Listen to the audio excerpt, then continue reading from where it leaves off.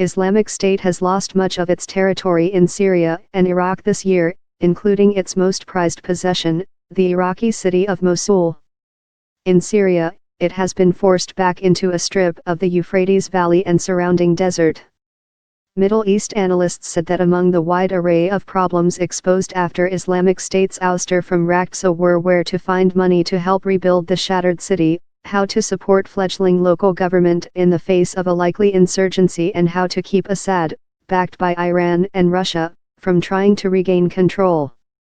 The real challenge is that ISIS will turn into a vengeful ghost, will try to stalk and to wreak havoc on the post-conflict security and governance and administration in order to undermine the U.S. and its partners, said Nick Heras of the Center for a New American Security. A U.S. State Department official said Washington remained committed to a peace process in Geneva and supported the broadest possible group of Syrian representatives in those discussions. The official said that the United States and allies would continue to provide humanitarian assistance and support efforts to stabilize areas freed from Islamic State rule, to include continuing the removal of IEDs and other explosives, restoring basic services and refurbishing schools. The official said the U.S. goals included supporting local governing bodies that are representative of the area, civilian-led, and credible in the eyes of the populations. Assad's use of force to crush an initially peaceful uprising against his family's more than four-decade rule triggered the country's civil war in 2011.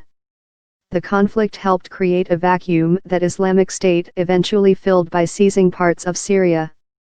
Russia stepped in with military support for Assad in 2015.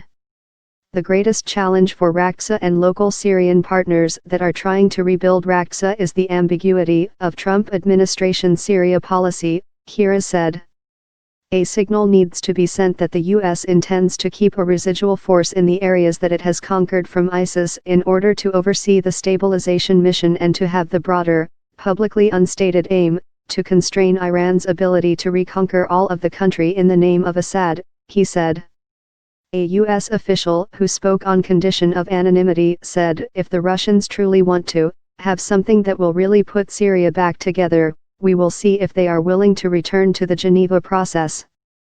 Our investment has always been and will always be quite limited," he said. "We have ceded the terrain to Russia and the Iranians, and it's almost too late now. For us to get involved effectively, you have to have some skin in the game."